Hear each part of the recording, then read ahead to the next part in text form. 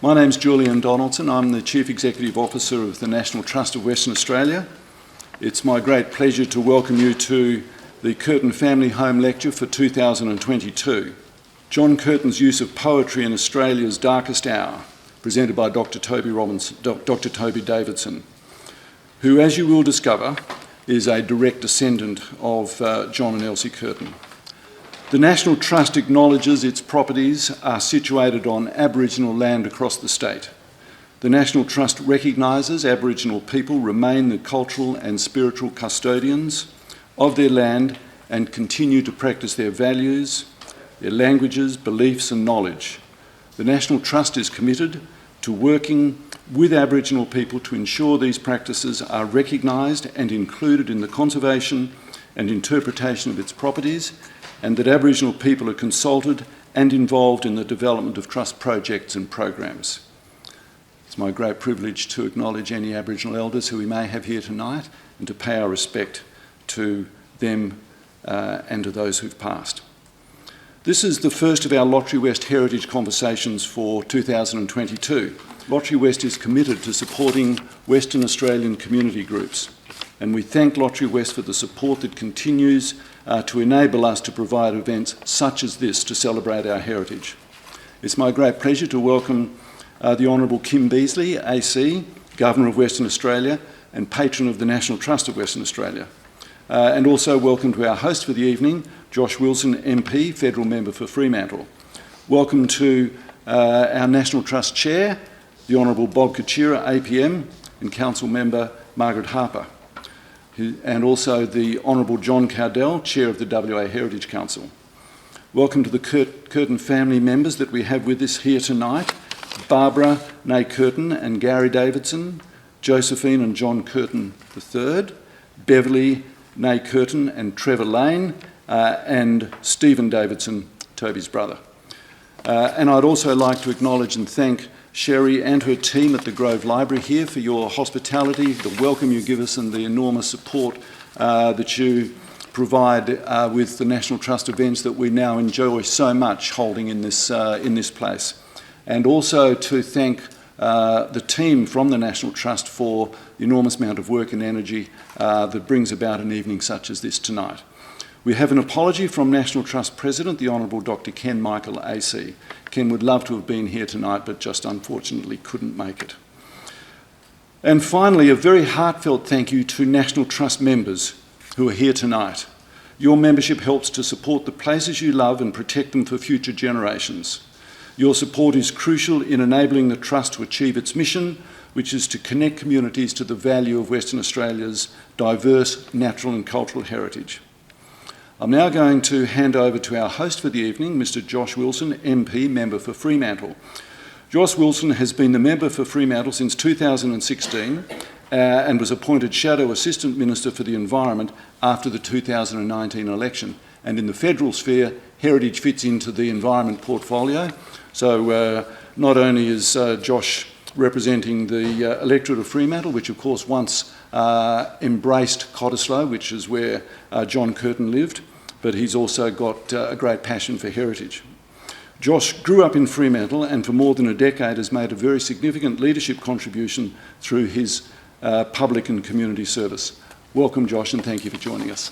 Thank you, Julian, and good evenings, ladies and gentlemen. It's lovely to be here with you tonight. This evening is one of my favourite annual events, and I acknowledge that we're on Whadjuk Noongar land. I pay my respect to elders past and present, and I want to thank Julian Donaldson and the National Trust staff and volunteers for the work they continue doing to sustain this important event. It's obviously an interesting time in the political calendar. This was once the federal seat of Fremantle, but I've just parked up the street next to a very large sign featuring the former Chancellor for Notre Dame, Celia Hammond, who's obviously the member for Curtin. But I also welcome the Honourable Kim Beazley AC, the Governor of Western Australia, and the Honourable Bob Kachira, the Chairman of National Trust of WA, and acknowledge John Cardell in his heritage role and also as one of the kind of great keepers of Labor history here in Western Australia. I acknowledge all the members of the Curtin family, especially Dr. Toby Davidson, who's the keynote speaker tonight. Ladies and gentlemen, this lecture series consistently marries a fascinating topic with an excellent speaker, and tonight's no exception. Thanks to the work of the National Trust, all of us who are aficionados of history and politics are treated each year to a new contribution to the living story of Australia's circumstances through the prism of our greatest Prime Minister, John Curtin. Tonight, we're going to hear about the significance of poetry in his life and work, and I probably say this every year, but it's a topic I'm really looking forward to hearing about.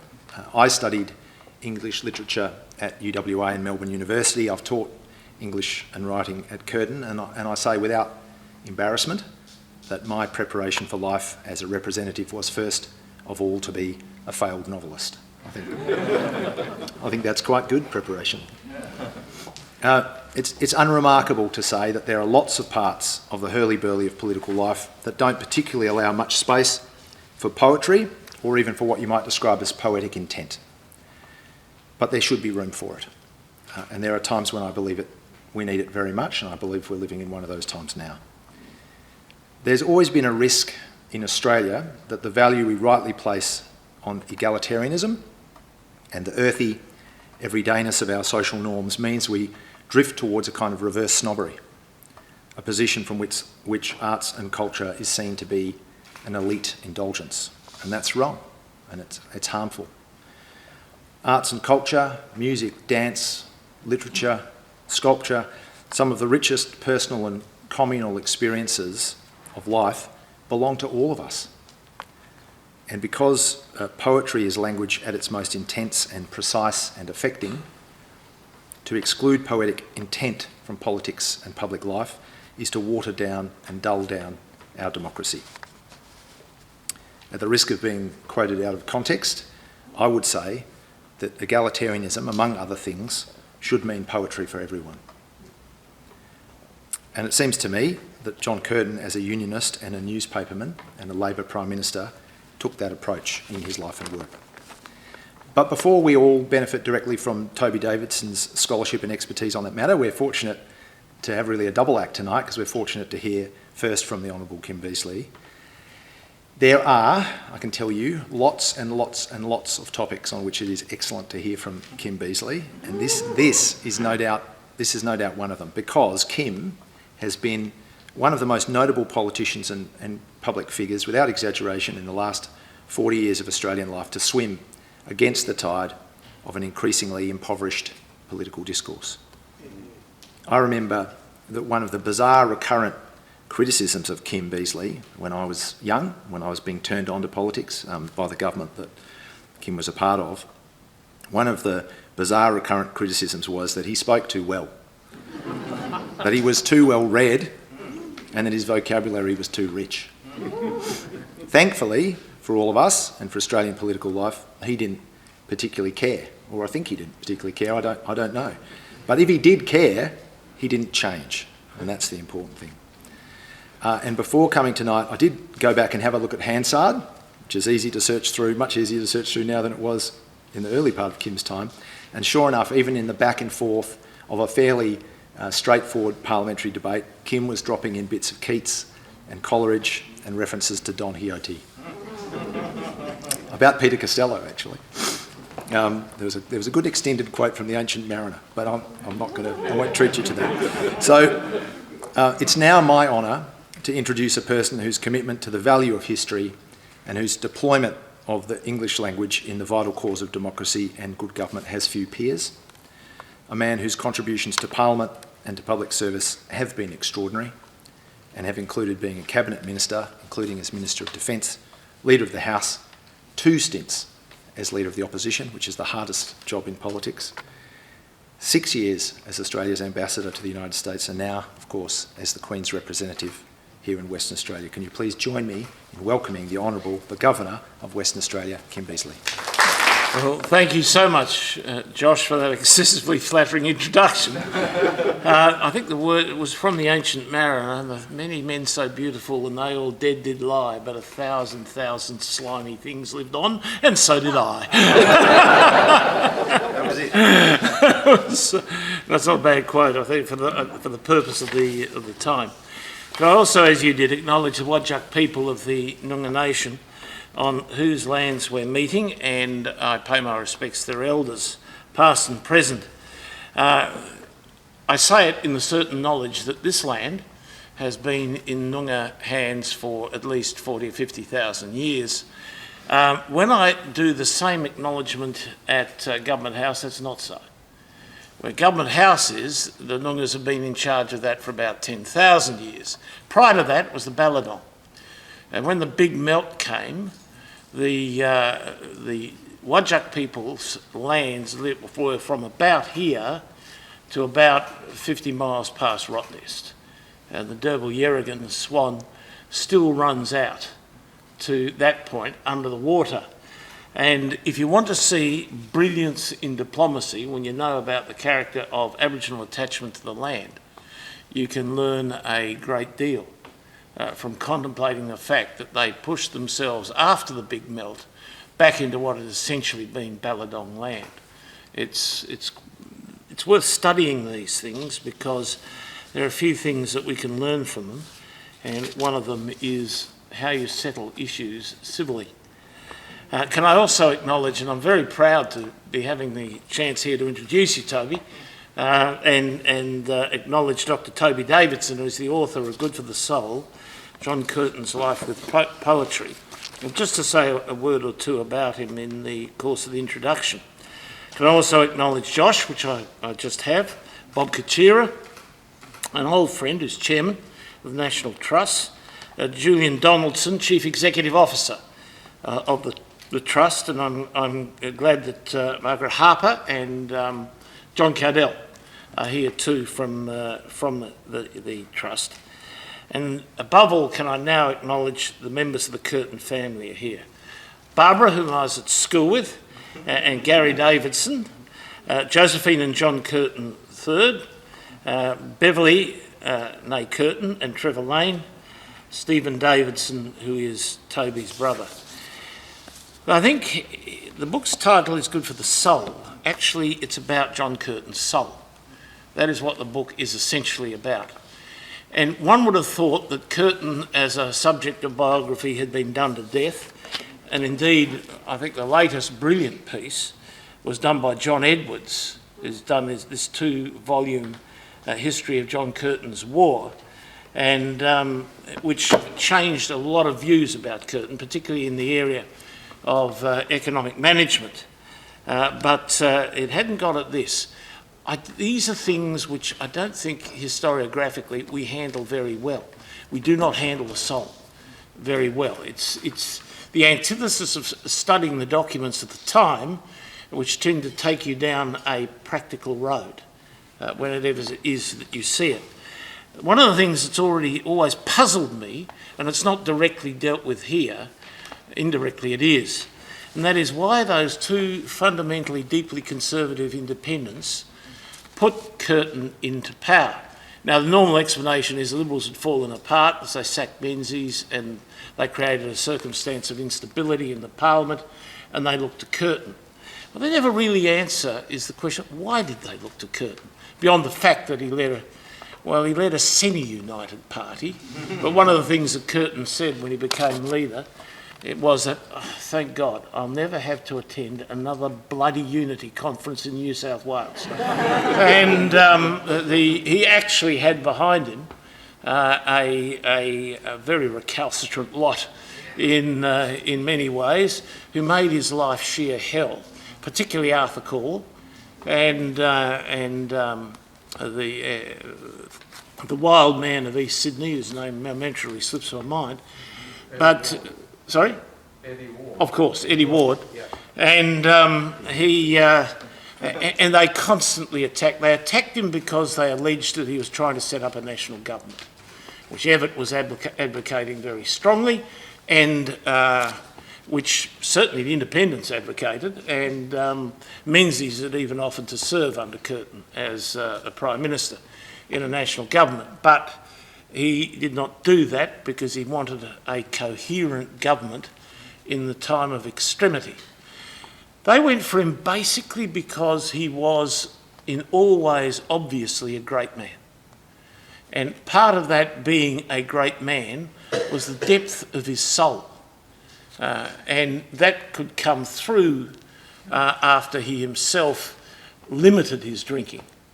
And he was able to galvanise the public in a not dissimilar way to Churchill, but at a totally different plane and with totally different consequences. We were very small, and what we had to most care about was our own means of survival.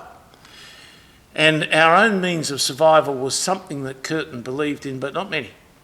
Many of us thought that we were going to be in diabolical trouble in the conflict, and the period of time that Toby is going to talk to us about was our year of living dangerously. This is the 80th anniversary of our year of living dangerously.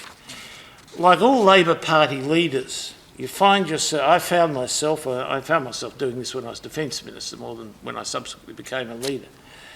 They think back to what is it that Curtin was tackling? What standard is it that I have to reach? What were his achievements? Well, his achievements were massive. So much so, and this is the only country to which this applied. In 1946, Truman stood up and said, "This is amazing. Australia, a small nation of 7 million people, ended up equal with us on the Lend-Lease program, what they provided." Truman was wrong.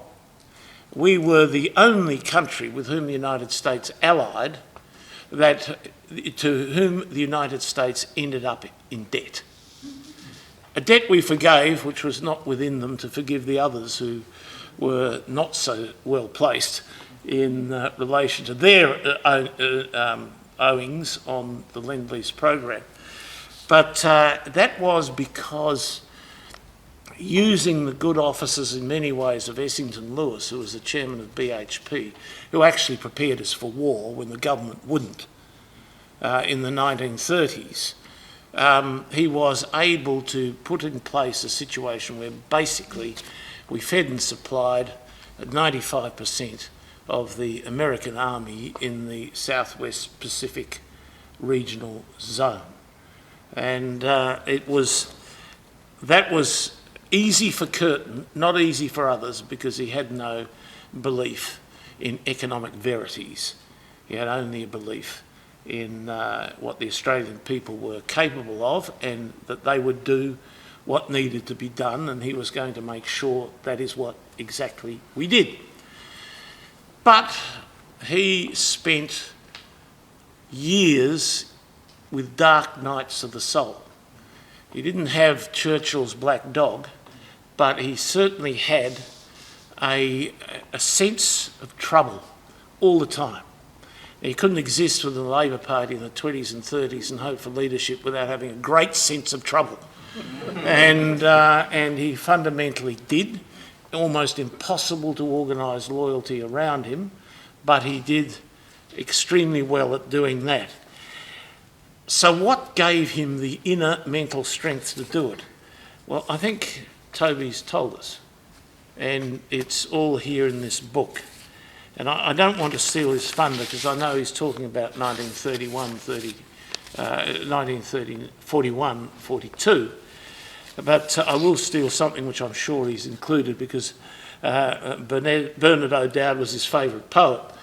But the task ahead, which was the thing that he wrote, which had within it the words, "Without any ambitions of any kind, I make it quite clear that Australia looks to America, free of any pangs as to our traditional links or kinship with the United Kingdom." That's what's always quoted. In fact, what the whole article is, the task ahead is Curtin's statement of grand strategy. Grand strategy as we confronted the possibility of a Japanese invasion, and for us, the world had totally changed with Pearl Harbor, totally. Where we were committed was no longer Australia's front line, but we now are having created our own front line. And he began that article with this from Bernard O'Dowd. That reddish veil which o'er the face of night hog east is drawn, flames new disaster for the race, or can it be the dawn? So wrote Bernard O'Dowd. I see 1942 as a year in which we shall know the answer. That was how that article began. I have a stack of other articles here which have got some very useful quotes in it where he's citing Milton. Because I don't think you'll cover this, because he used to include in his perorations things written by Australian poets. And this was for Christmas in 1943. Yeah, that's good. You can do it. It's okay? Yeah, I'm not doing it. Yeah. And he put in a poem by one Lieutenant William Arthur, who was a soldier in New Guinea. And he had written, and this was, if you like, Curtin's Christmas poem. From this land of haunting beauty, of disease and sudden death, where men may admire a sunset as they draw their long last breath, where the jungle, green and deadly, is soft-kissed by the ocean's foam, we soldiers in New Guinea send our Christmas greetings home. In our widely scattered places, all our thoughts will be as one. The times we had in former years, the laughter and the fun. We'll be with you in spirit, and in spirit we will say, may you have a brighter new year and a happier Christmas day. And may you, Toby, have an excellent lecture based on your excellent book. I don't have to buy a copy because you're decent enough to send me one, but all the rest of you should do it. Wonderful. Thank you so much to Governor Kim Beazley, of course, for agreeing to help launch Good for the Soul, John Curtin's Life with Poetry, here at the Curtin Family Home Lecture. And hi to everyone here as well for attending tonight. Thank you so much. But yeah, thank you so much, Kim, for launching this book. It's been a long time to get here, and I was just blown away by that introduction, but also, your enthusiasm for this book. And the Curtin and Beazley families go way back in Cottesloe labour folklore, and it's just so great to see that continue. I want to thank Josh Wilson, MP for Fremantle. Thanks so much for his kind words, and to Julian Donaldson, CEO of the National Trust of Western Australia, and for their acknowledgements of Wajak Noongar country, and I want to echo that, of course, as well. There's a longer list of acknowledgements in the book itself, but I also particularly just want to thank Millie Bartlett from NTWA for tirelessly coordinating this event, to UWA Publishing for being here tonight up the back, where they'll be selling and I'll be signing books, and for publishing, of course, this book, Good for the Soul. To the fabulous Grove Library, and the Grove Library and Cottesloe Library before it has been a great haunt of the Curtin family over many generations. Curtin himself was a member. And also to the John Curtin Prime Ministerial Library at Curtin University, which helped me so much with so much archival research. And really their digitisation of everything to do with Curtin led to my realisation that there was a whole book in this. Every time I put in a poet's name, all these entries would suddenly appear, and I just had to tie them all together into a literary biography.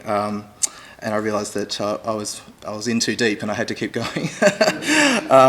I also would like to thank my partner, Dr. Erin Claringbold, who can't be here but has lived and breathed this book as I have. And of course to several generations of friends and family arrayed before me today in an almost dreamlike, if slightly dystopian fashion. It's lovely to see you all. Thank you so much for coming out, and to everyone who are watching the film of this as well. Thank you for your interest in this. And I think Kim's right that we do see something of the soul, or as they said in the Canberra Times, the interiority of Curtin in this book. Literary biographies of national leaders are not something we do a lot in Australia. In a lot of other, around the world, this is something that's far more common. So I, with many thanks to you all, I want to leap into it now, into John Curtin's use of poetry in Australia's darkest hour. So it's lovely to finally be here after all kinds of extenuating circumstances, as I'm sure you can imagine. As Curtin's great-grandson and a poet myself, writing this book has been a pursuit of both intellectual and personal curiosity.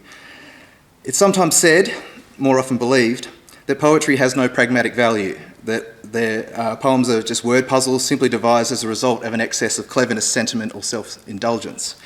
Innocent teenagers are tormented at school with impractical verses, which they have to survive to beat the test, before they're finally freed from poetry forever and can graduate into real life.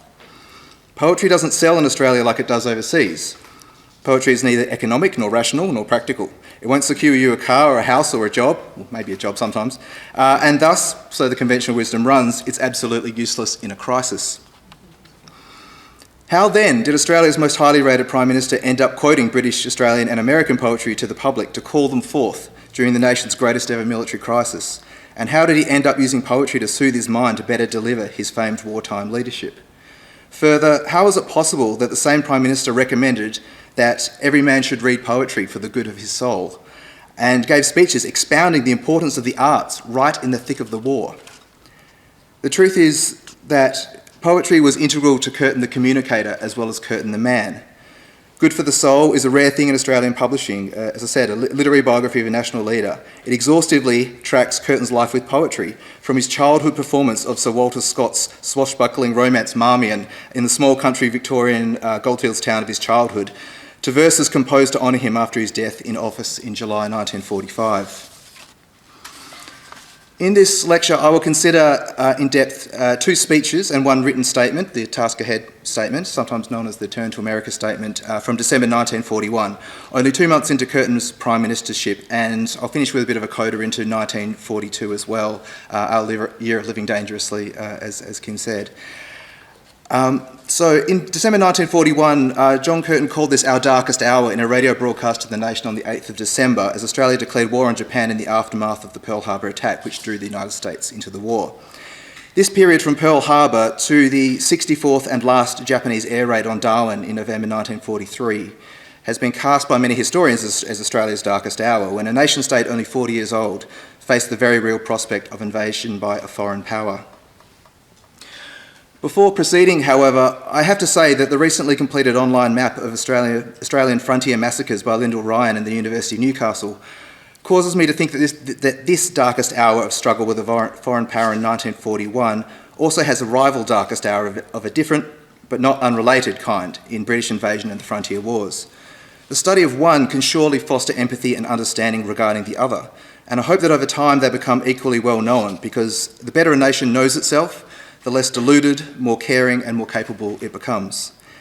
National institutions like the Australian War Memorial have a responsibility to play an expanded role in this. When I studied English and history at UWA, I regularly traipsed past the word of Socrates carved into sandstone at the Faculty of Arts, know thyself. It wasn't know thy highlights and edit out the rest. We saw how things ended with Socrates though, condemned to death by the powers that be for corrupting the Athenian youth. Yet ideas, as Socrates knew, are immortal, and as my lecture in this fine library hopes to show, sometimes so are words. In 1917, a 32-year-old John Curtin arrived in the West to take up editorship of the Australian Worker. He had already reprinted much British, American and Australian poetry in his earlier paper, The Timber Worker, in Melbourne, where the first third of the book is set as well.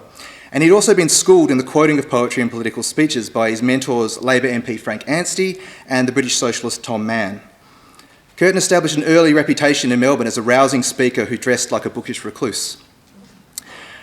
As a member of the Victorian Socialist Party as well as the Labor Party, he was introduced to poets of democracy like Walt Whitman, beside poets of revolution like English Romantic poets William Wordsworth, Percy Shelley, Lord Byron, and late 19th century radicals like Algernon Swinburne, William Morris and Victor Hugo, and he was a fan of them all. Curtin saw and gave passionate speeches on the banks of the Yarra, and later referred to this time as my university, as his formal schooling had ended at 13, like many working class children at the time. When Curtin disembarked at Fremantle in 1917, one local observed, quote, "He looks more like a uni professor than a socialist warrior." He married another bookish type, Tasmanian Elsie Needham, and settled at 24 Gerrard Street, Cottesloe, now known as the Curtin Family Home, which featured a prominent front room filled with books.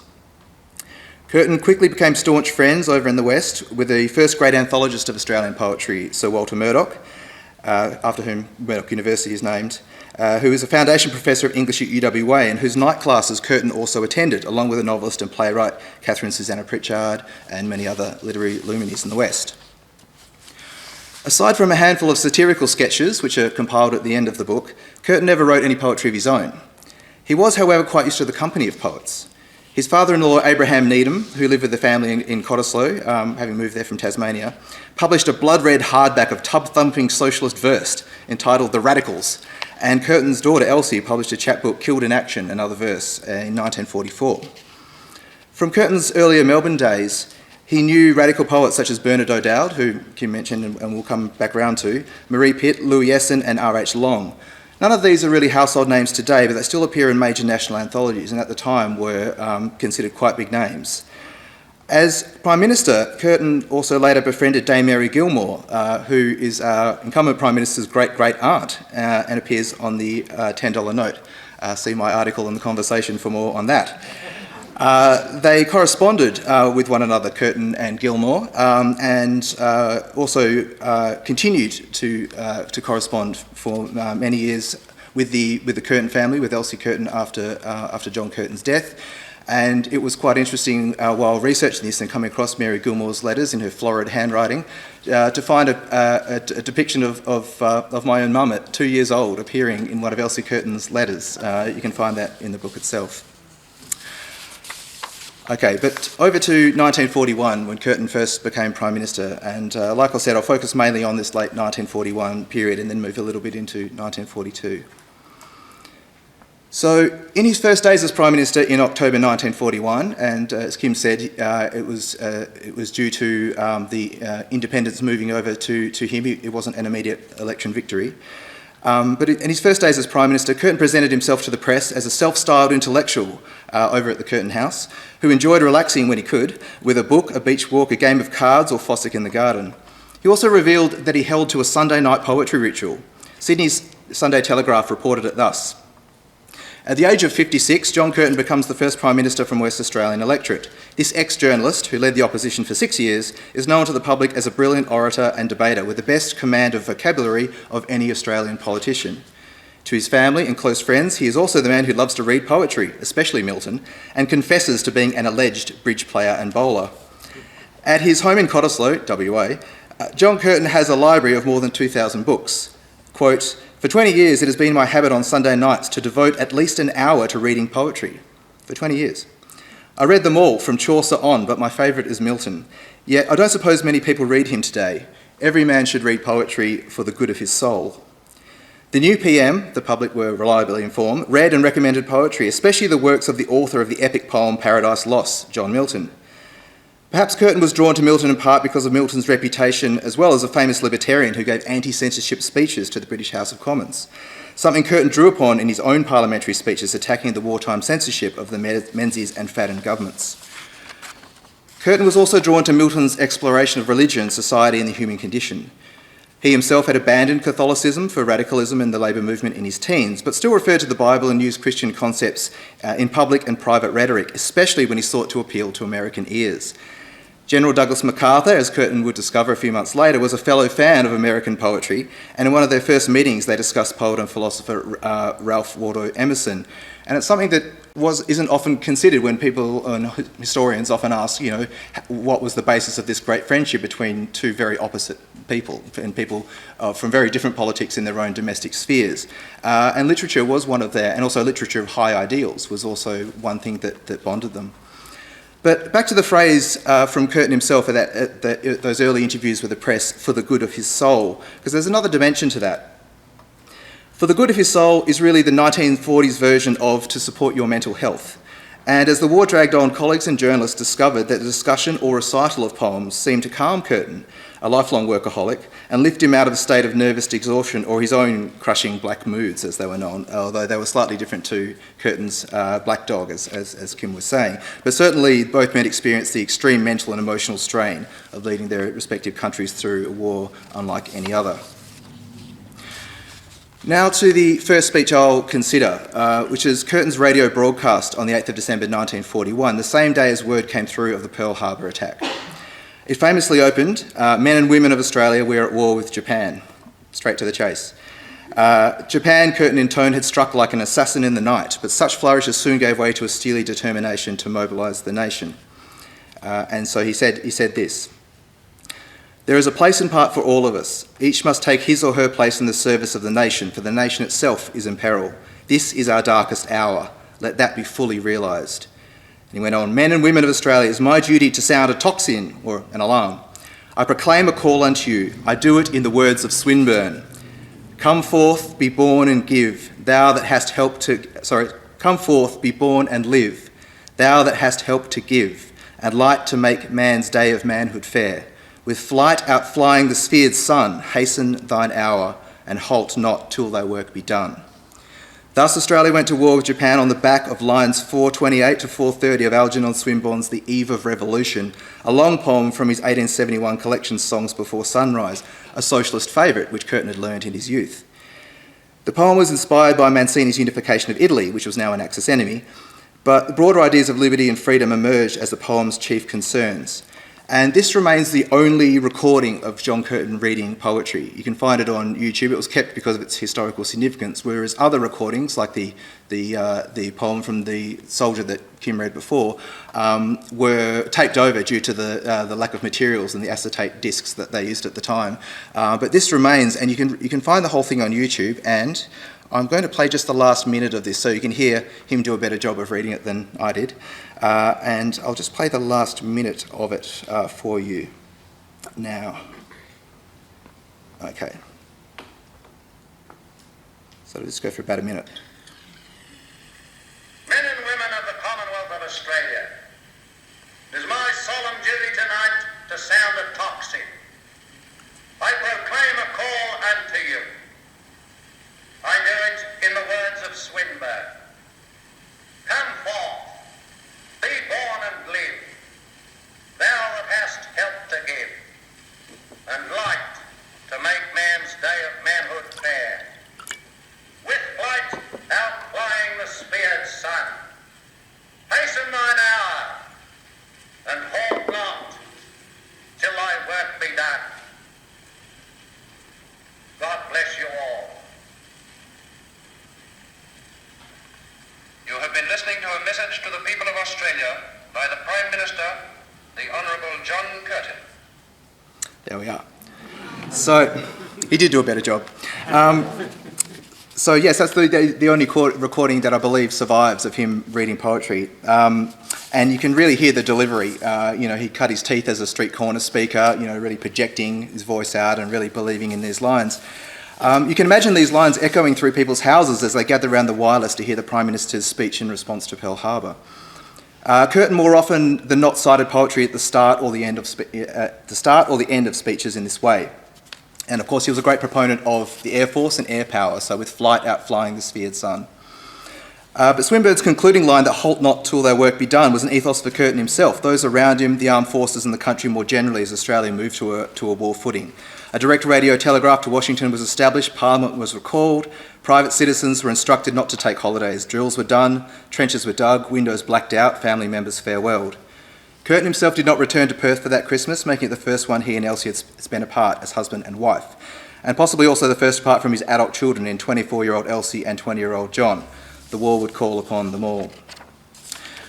Curtin invoked Swinburne to call Australians forth at the end of the broadcast, declaring war on Japan and Australia's darkest hour. In between frenetic preparations, the public mulled over what it all meant, disaster for the country or ultimately a new dawn. And so in another pretty extraordinary broadcast, this time on Boxing Day 1941, Curtin prophesied the latter, a new dawn, via William Wordsworth's sonnet to Saint Louverture, a poem of resistance which celebrates the ex-slave who won Haitian independence from the tyrannical grip of Napoleon. Again, another radical poem that he'd learnt as a young man that he then turned to the situation of the war. So this is the quote from a section of the speech. And you can hear this dawn imagery being used again and again. He said, "We have a proud history, we have a noble heritage, and we can, with strength of mind, look dawnwards from this night of travail to a great future. On ourselves depends a vast part of what has to be done. While each of us has a grim responsibility and a stern and inexorable personal duty, no one stands alone. These are, as Wordsworth put it, powers that will work for thee, air, earth and skies. There's not a breathing of the common wind that will forget thee. Thou hast great allies. Thy friends are exaltations, agonies and love, and man's unconquerable mind." So yes, no one stands alone. This also echoed through people's houses from ABC Radio. So Curtin's appeal to one ally in particular followed in the Melbourne Herald the very next day, the 27th of December 1941. And of all his speeches and writings, Curtin is best known for the Turn to America statement entitled "The Task Ahead." For John Edwards, the author of John Curtin's War, that fabulous double-volume recent series, so according to John Edwards, this 1,500-word piece is, quote, "the most celebrated document in Australian foreign policy, written to stir greater Australian efforts in the demanding year ahead." But, Edwards adds, that, quote, "the piece was also directed to an audience of two in Washington, Churchill and Roosevelt, then still conferring on strategy for the war against Japan." So this statement was a clear assertion of Australian agency for place at the international table. For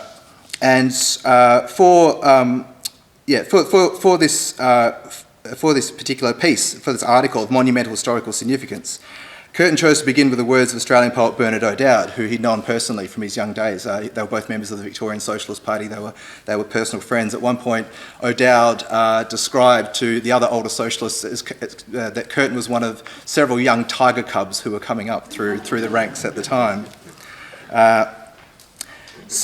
O'Dowd was for Curtin the premier poet of Australia, his Aussie John Milton or William Wordsworth.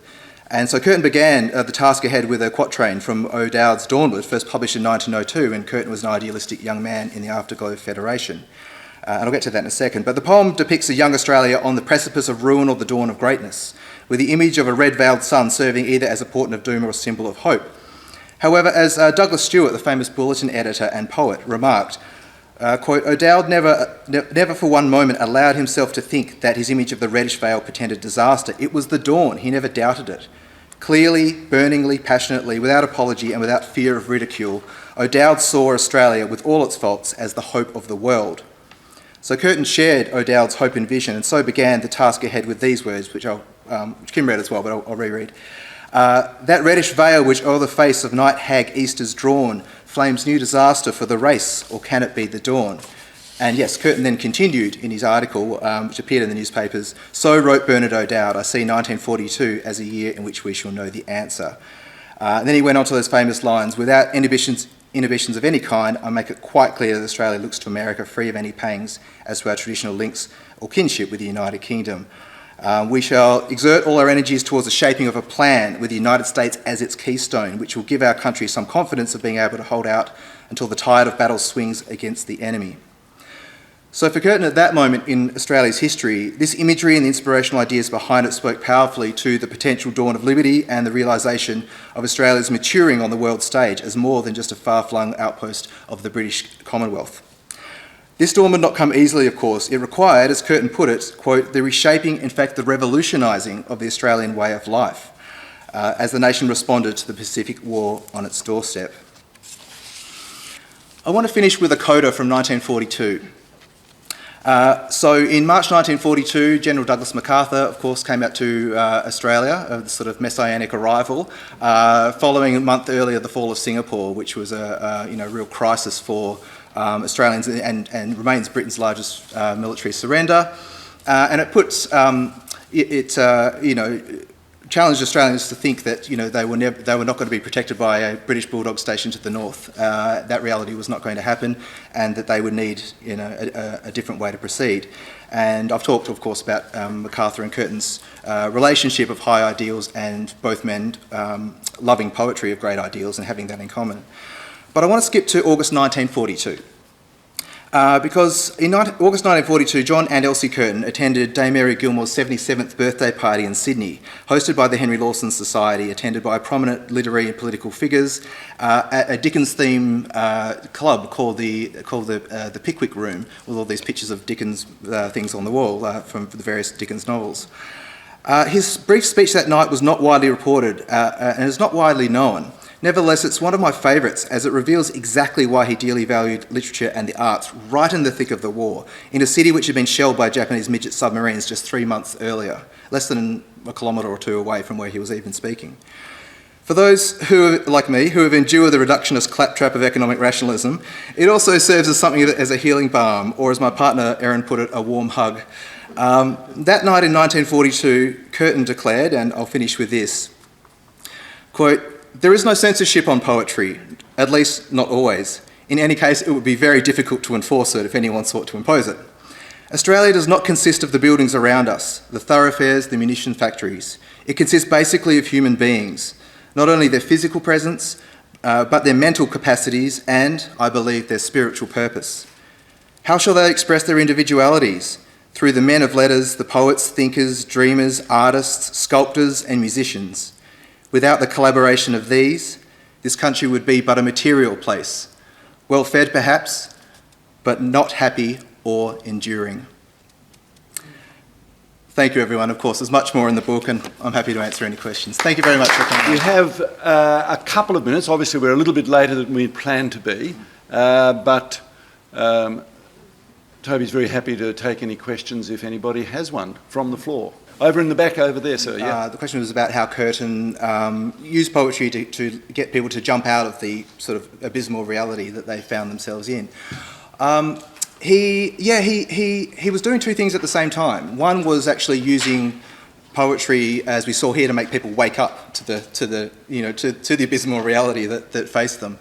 But at the same time, he was a big proponent of Australian poetry and pushed a lot of Australian poetry and made sure publishers were putting out books of Australian poems which would be sent to the armed forces for some light reading sometimes, that they could have. So in their reality, that was something that he was very conscious about getting out there. But also there was poetry that could be read for all kinds of relief from this, and he in a lot of his speeches he didn't use that so much, because often he was trying to sort of describe the reality that was there and to get past complacency and those kinds of things. But by recommending poetry to the Australian population when he first became Prime Minister, and saying, it's been my habit to read poetry for 20 years on a Sunday night for an hour every night.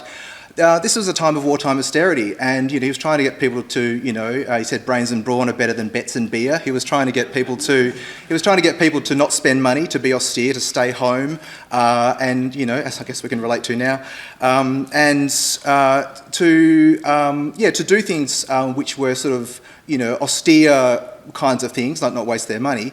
And so reading poetry, reading books and things like that was something you could do. So he was kind of modelling that, you can, rather than going out and blowing all your money on the racetrack or getting heinously drunk or whatever, doing all these, these things, you can stay and, you can read all this great poetry or, that kind of thing, or swap books or that kind of thing, as a way of sort of relieving yourself, but also reminding yourself of the, of the struggles or, or wars or things like that from previous generations that, that people have got through. In other words, we'll get through this as well, but also the enjoyment of reading, bush poetry or things like that as well, as a bit of a relief from the war. So he was kind of modelling that as an activity people could do for their own mental relief and for their own enjoyment, that was sort of fitting in with the sort of the austerity policy that he was pushing. So I hope that answers it to a degree.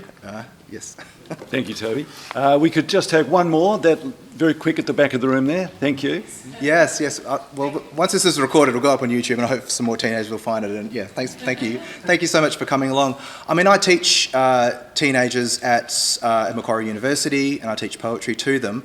And actually, I think that a lot of it depends on the way it's taught, and even though we of course want people to read poetry and literature at high school, one of the unfortunate side effects of that is that people get so focused on the test, and you have to pass the test, and you have to know what the poem's about in order to get a good score for leaving high school and everything like that. So it becomes about this sort of panic or perhaps anxiety to have to know everything about what's going on in a poem, rather than just enjoying it like you would a piece of art or something like that. So I think sort of evolving beyond that a little bit, but I think also with the evolution of things like spoken word poetry and Instagram poetry and things like that, there is actually a lot more getting out. And actually, one of the things that I see a lot of students that I teach, one of the great things about one of the great enthusiasms they have with poetry in particular is they understand very clearly the link between poetry and mental health. People in Curtin's day didn't really understand it in the same way it's understood today. He was, of course, saying for the good of the soul, and he used it for his own mental relief and remarked upon that. But I think most students today have a very strong sense of the importance of creativity and the arts in your mental health journey throughout your entire life. And they see that link very clearly. It doesn't need to be established to them. And I think actually a lot more people are writing than ever before. There's a lot of people writing and reading poetry. I just think that there's a sort of almost like a glass ceiling of this mentality of it being this impractical kind of, torturous thing that we need to sort of break through. But once you get past that, there is there's unfolding riches to be discovered, and I think actually that is already being discovered actually by teenagers and those throughout their whole life, including some who are sort of returning to poetry often, because there is something that is good for the soul in there, and there is something that's good for your mind and good for your mental health in there, and I think that's understood more and more increasingly in Australia and around the world. So I think actually the future is very bright for students and for poetry more broadly. And I can see some of the things that were going on in Curtin's time, actually, particularly the link with poetry and mental health, absolutely being much more out in the open now. And I see, a huge amount of enthusiasm for that in all kinds of different forms of poetry, not always in the traditional forms necessarily, but there are so many more coming through, as I said, with spoken word poetry, with performance, and with use of social media and poetry as well, which is a huge area as well. Maybe that'll be the next book. But thanks a lot. Welcome. Thanks for coming.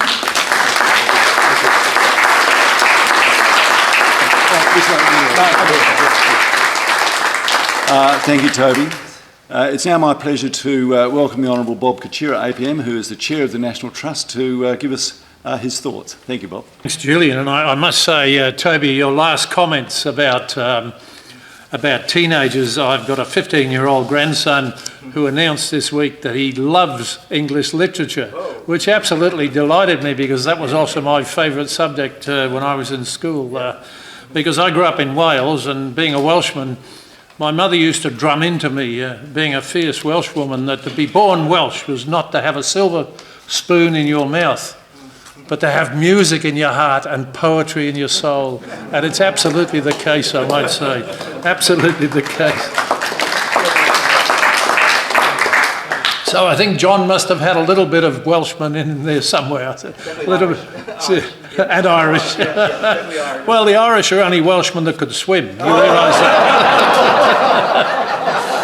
They even claimed their saint from us. You realise that? Look, thank you so much for that. And what an absolute treat tonight. We've had two exceptional speakers on an exceptional subject about an exceptional man, and it really is.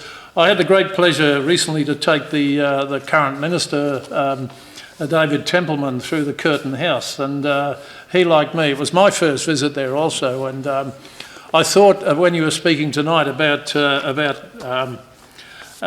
John Curtin thinking through on Sunday evenings, one of the lovely stories that I heard when I went there was the story about him sitting in the backyard dunny, where they took the telephone out to him so he could speak to, I think it was to either Churchill or Truman or one of those. So I thought, what a corollary it is for today's sort of crises that we're going through with the pandemic and with the what's happening in the Ukraine. I could just imagine all of that reading he did with those little squares that my grandfather made me cut up and we used to put a bit of string through the end of it and hang it up there. So I could just imagine John Curtin reading some of that poetry there while he was there and thinking about the current crisis and the shortage of toilet rolls. What a wonderful use. What a wonderful use it would be for the current West Australian newspaper. Anyway,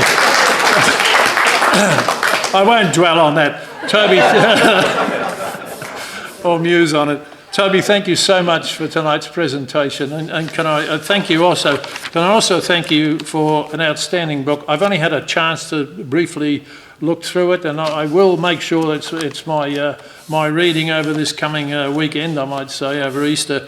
But also, when you think about it, the one thing that came across to me when you were talking, when it talks about the soul, I didn't grow up in Australia. As I said, I grew up in Wales in the 1940s. I wasn't about, actually. In fact, my mother was stationed with the Australian 10 Squadron in South Wales when she met my father, who was with the Czech Air Force. And so there's a little bit of a mixture there. Well, I hope it was a mixture of Czech, not so much Australian, but it was certainly, it brought me to thinking about the kinds of things that he would have had to go through. And the fact that he took poetry into his soul, that became the soul of the man, I suppose, in many ways. And this is what this book is about. I've read so much about Curtin in my life, I suppose, in politics, which I came to late in life, politics, and in fact both Kim Beazley and his great mate Jeff Gallup were the reasons I came into politics, but some of the discussions we had when I decided to leave the police force. But I read so much about Curtin, but I think your book essentially captures what it's about as a person, as about a man. And that struck me when I went and visited the Curtin house, was with all the great things that Curtin did, with all the direction he did, and being such a great leader, he was still just an ordinary bloke.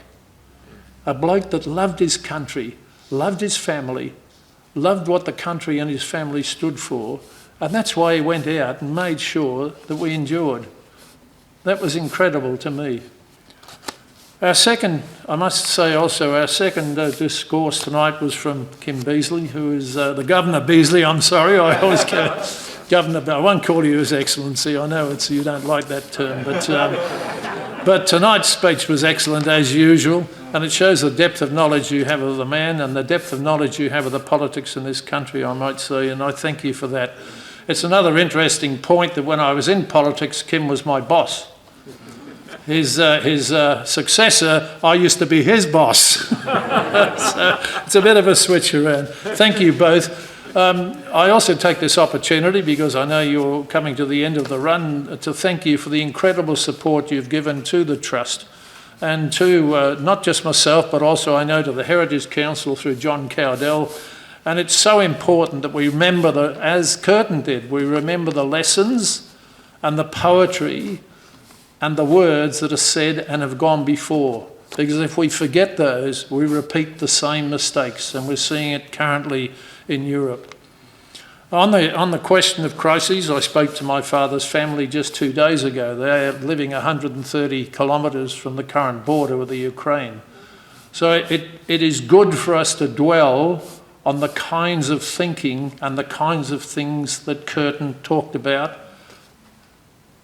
his motivation, and we compare that with some of the current crop of leaders that we have around the place. And I can say that apart from a little Ukrainian bloke that has stood up like a little mouse and is saying no, the current crop of leaders around the place probably leave a little bit to be desired, I might say. So thank you for bringing that to us. Thank you, Kim, for your introduction. And again, as I say, thank you so much for the support you give to the Trust and the history of this nation. Thank you, everyone. For those of you who are not aware of the Curtin Family Home, which John and Elsie built in 1923, and which over the next 75 years was lived in by 4 generations of the Curtin family. It's been in the care of the National Trust since 2002 and is one of only 4 prime ministerial homes in public ownership. It's currently available for short stay accommodation where guests are able to read fascinating information on on the Curtins, and there's access to an audio tour through the house. The interpretation project provided an exciting opportunity to focus on what is an often neglected part of the John Curtin story, which I think we've dealt with well tonight, and that is the importance of home life to the success of his prime ministership. And the very unassuming nature of the home in Jarrad Street reflects the nature of the man and his family, and helps explain his political convictions and directions for the nation during the Second World War. If you're interested and you feel this is an experience that you'd like to enjoy, you can stay there, and that information is available online, or there's a brochure which you can pick up for details. If anyone would also like to learn more about the National Trust membership, or you would like to encourage your friends to become a member, there are brochures available tonight that speak to the benefits of membership of our terrific organisation. We'd love you to join future events. Please keep an eye out on the emails that we send. It's terribly important to us that our members stay connected.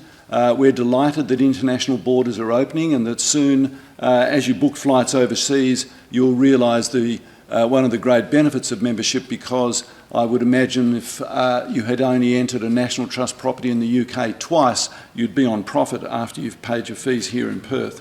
There are indeed many places around the world where your membership card gains you free entry. So thank you everybody for joining us tonight. Thank you so much to everybody for joining us, and we look forward to seeing you very soon at the next National Trust event. Good evening.